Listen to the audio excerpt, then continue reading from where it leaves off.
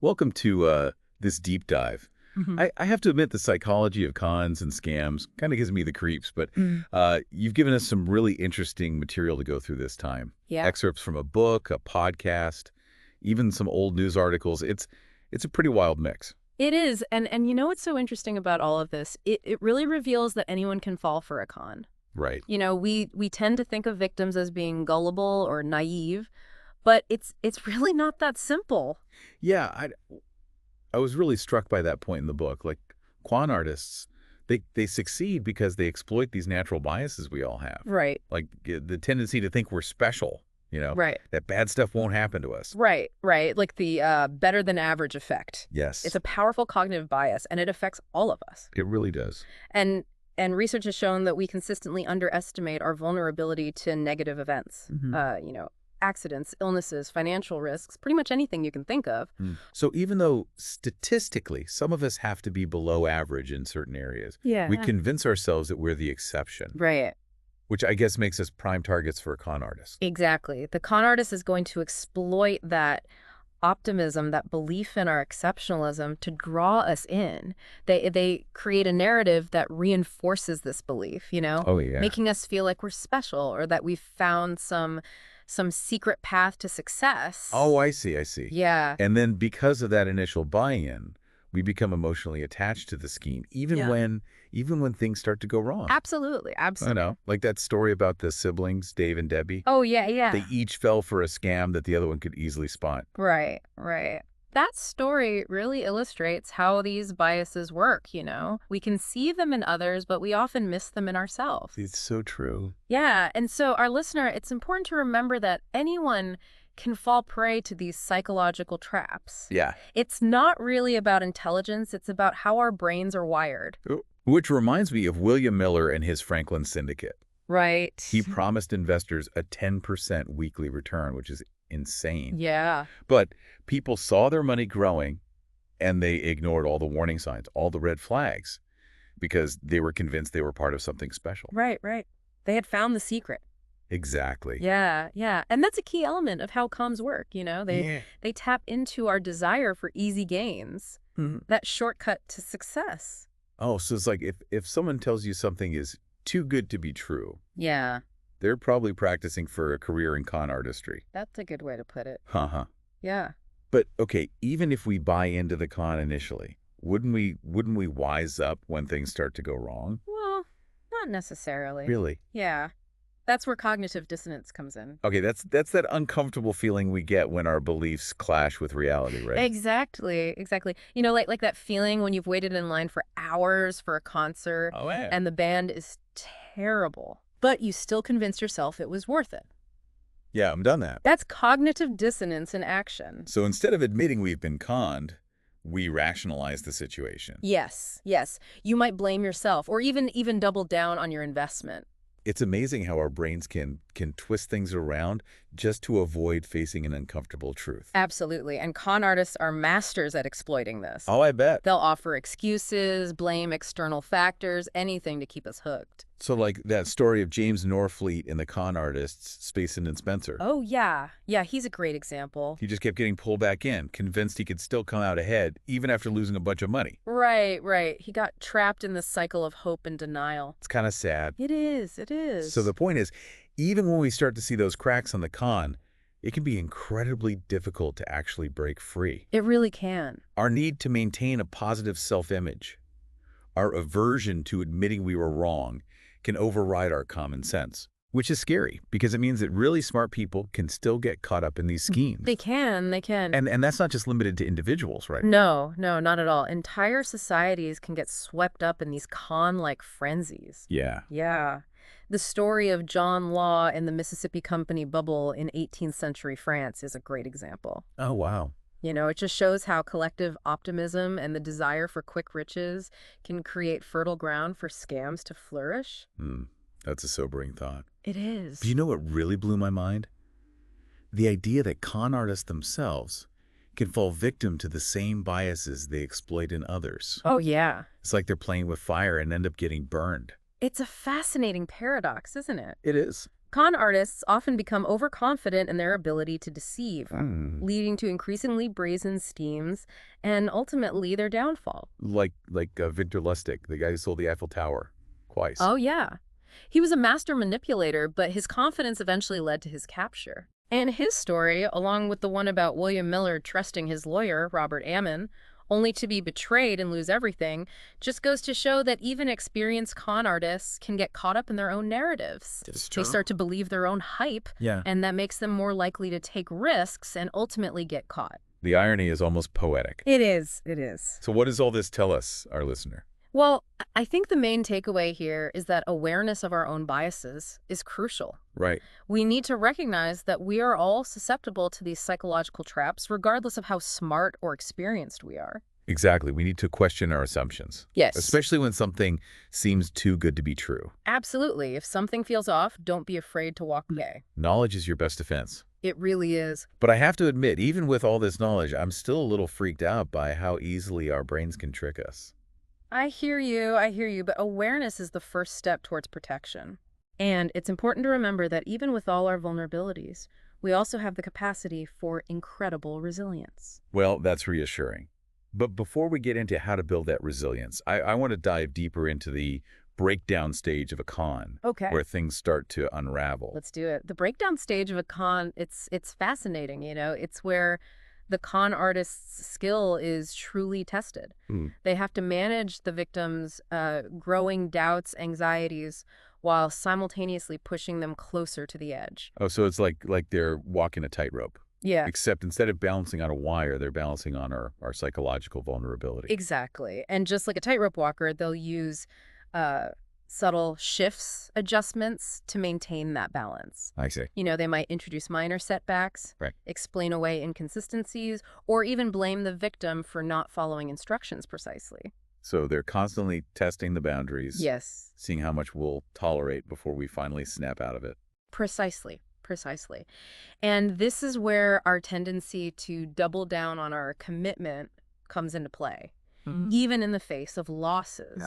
we've already invested so much emotionally, financially, that the thought of admitting we were wrong, it's incredibly painful. Yeah, I think we've all been there, Right. even in situations that don't involve a con, Yeah. that feeling of, I've come this far, I can't turn back now. Exactly. Exactly. And that's what the con artist is banking on. They know that our aversion to loss, our need to be right, can override our rational judgment. Okay, so let's say we find ourselves in this breakdown stage, starting to realize that something isn't right. Right.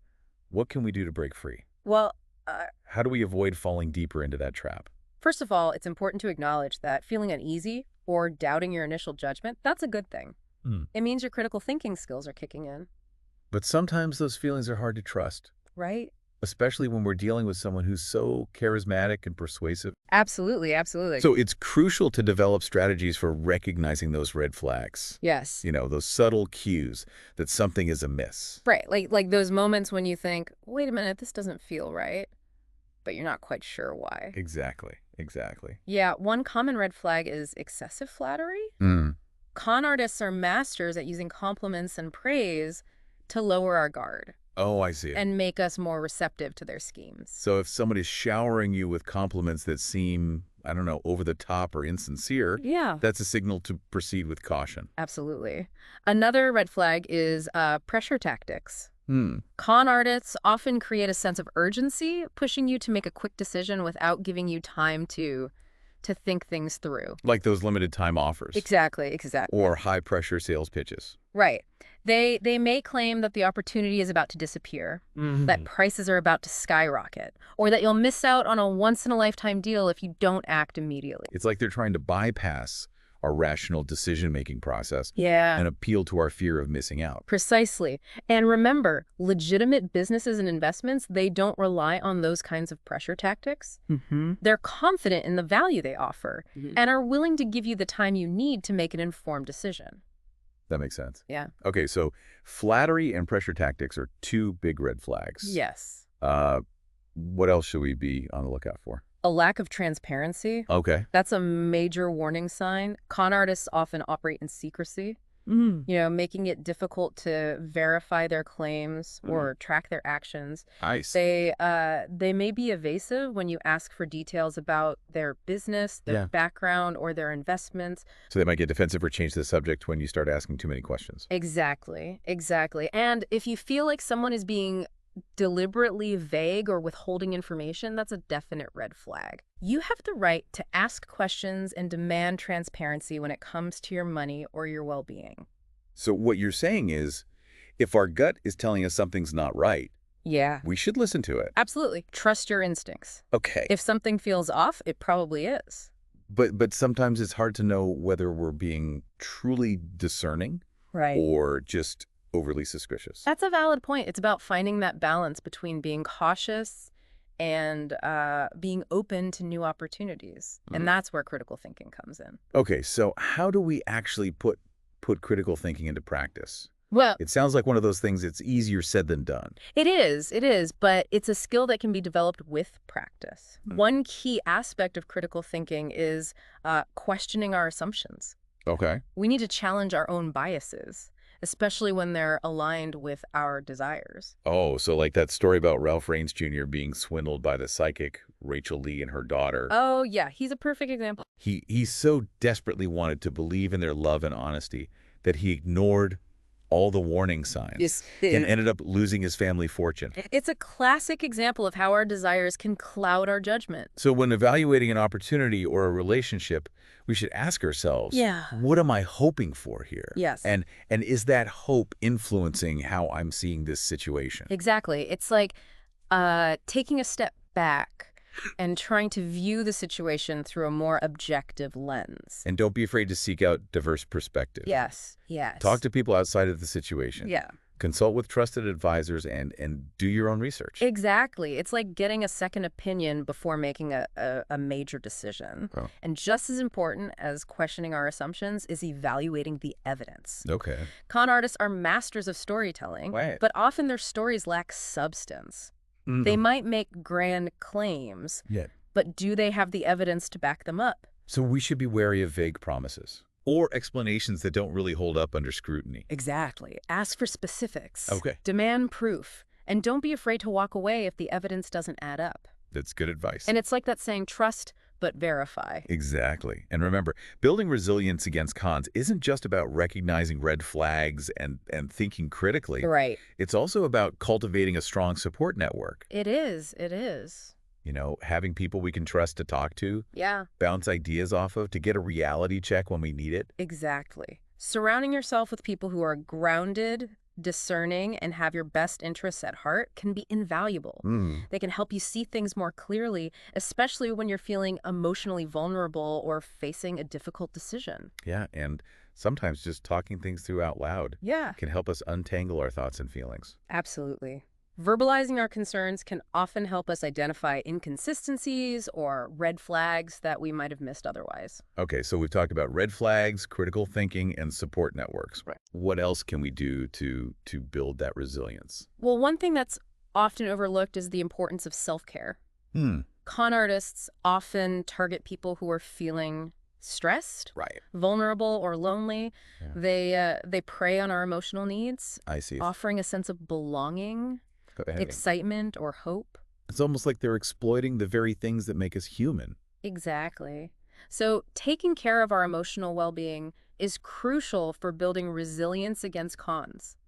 That means prioritizing our mental and physical health, Right. nurturing our relationships, and finding healthy ways to manage stress. So getting enough sleep, Yeah, eating well, exercising, all that good stuff absolutely. actually contributes to our ability to resist scams. It does. It does. When we're feeling depleted or stressed, our judgment can become impaired, making us more susceptible to manipulation. That's a good reminder to prioritize self-care, not just for our general well-being, but also for our financial health. Exactly. And remember, building resilience is an ongoing process. Wow. It's something we need to continually cultivate and strengthen throughout our lives. So it's like building a muscle. Yeah. The more we exercise our critical thinking skills, the stronger our defenses become. Precisely. And the good news is these skills are transferable to all areas of life. They can help us make better decisions, Right. avoid risky situations, Sure. and navigate the complexities of the world with greater confidence and discernment.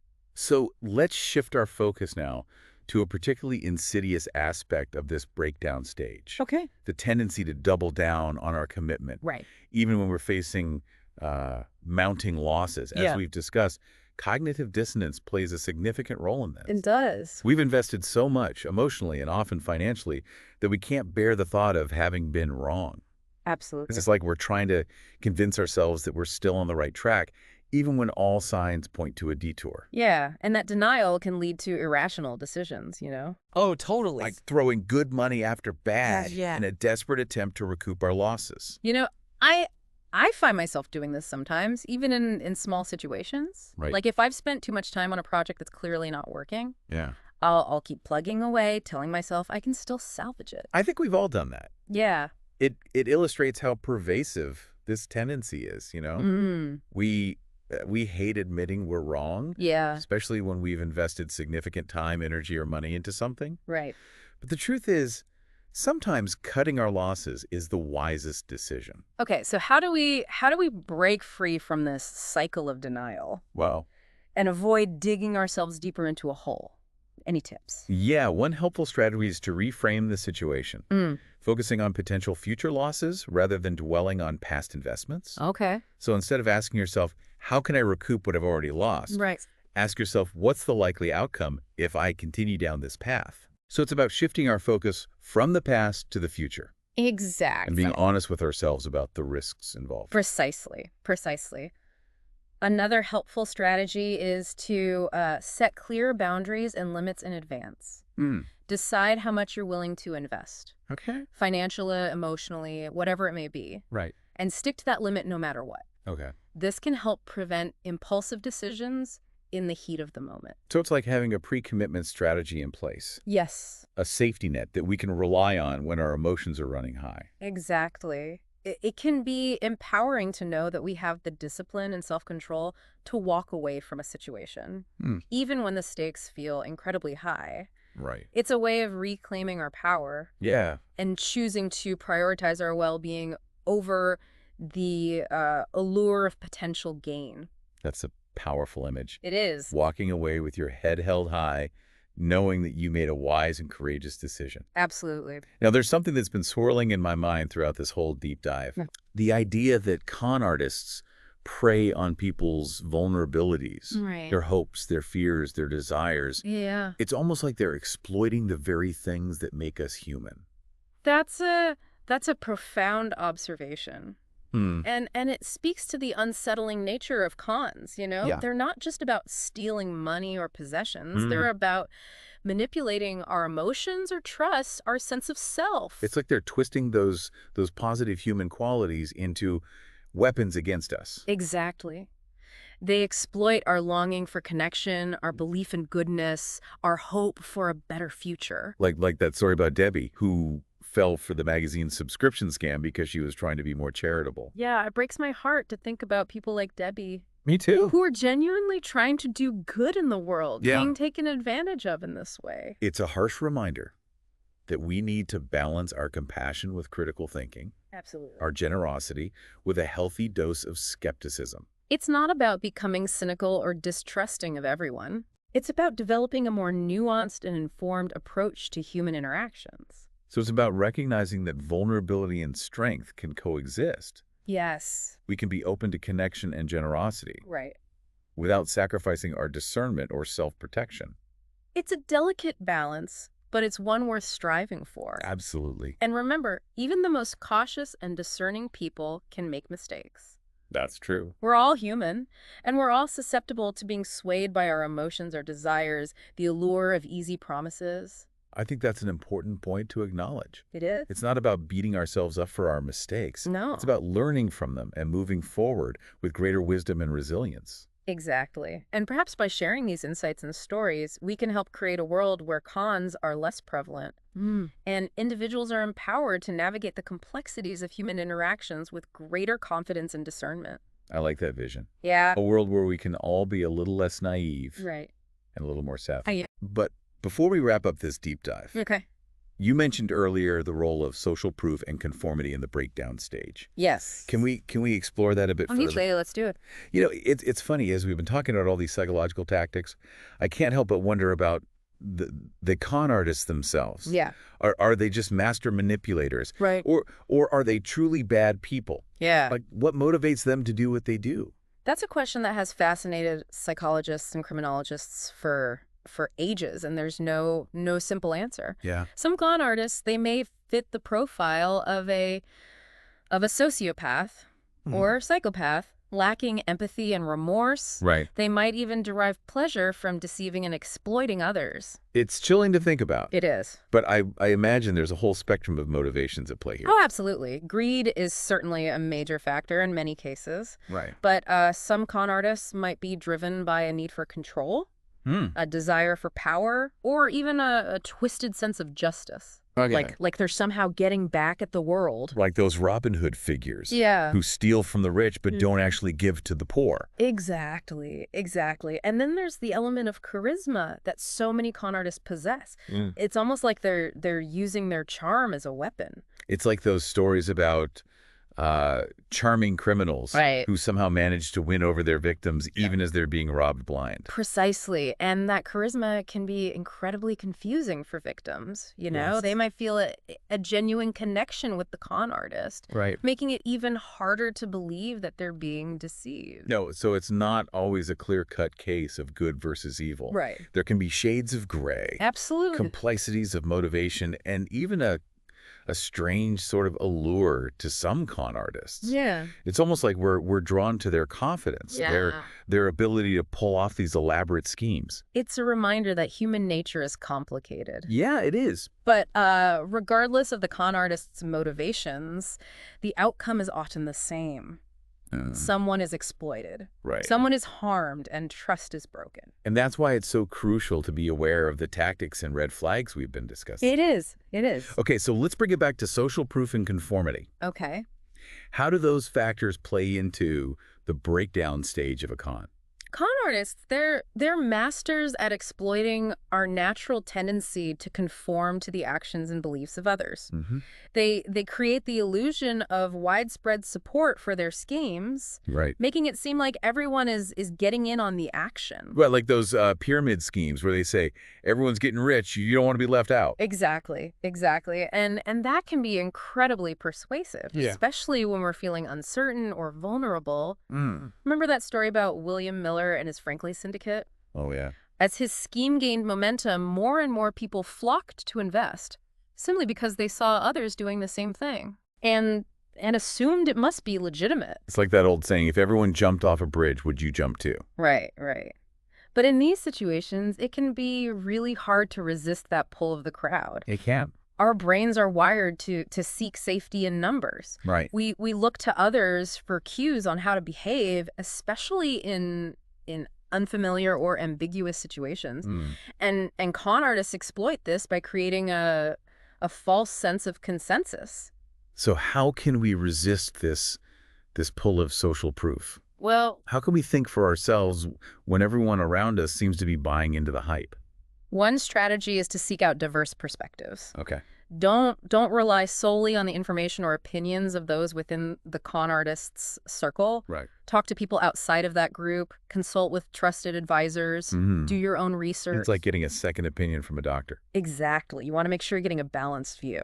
And remember that just because a lot of people believe something, it doesn't make it true. Right. Critical thinking is about evaluating the evidence for yourself. It is. Not blindly accepting the prevailing narrative. Ask yourself, does this make sense? What's the logic behind this? What's the evidence to support these claims? So it's about being willing to challenge the status quo. Yeah. Even when it's popular or widely accepted. Exactly. And that takes courage, especially when we're feeling pressure to conform. Yeah. But ultimately, thinking for ourselves is one of the most powerful tools we have for protecting ourselves from manipulation. Well, I think that's a great note to end on. It is. We've covered a lot of ground in this deep dive, from the psychology of the con artist to the Right. tactics they use to the steps we can take to protect ourselves. It's been a great discussion. It has. I hope our Great. listener has found this exploration insightful and perhaps even a bit empowering, Yeah. The more we understand about the dark side of human nature, Yeah. the better equipped we are to navigate the world with wisdom and discernment. Absolutely. So to our listener, here's one final thought to ponder. Okay.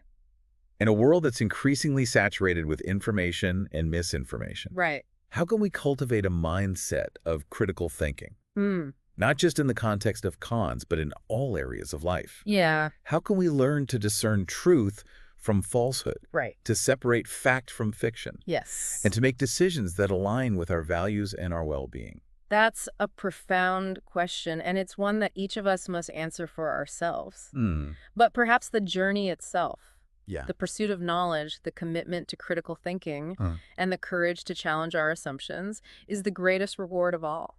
I love that. The journey is the reward. It is. So to our listener, stay curious, stay skeptical, and stay safe out there. Good advice. And remember, if it sounds too good to be true, it probably is.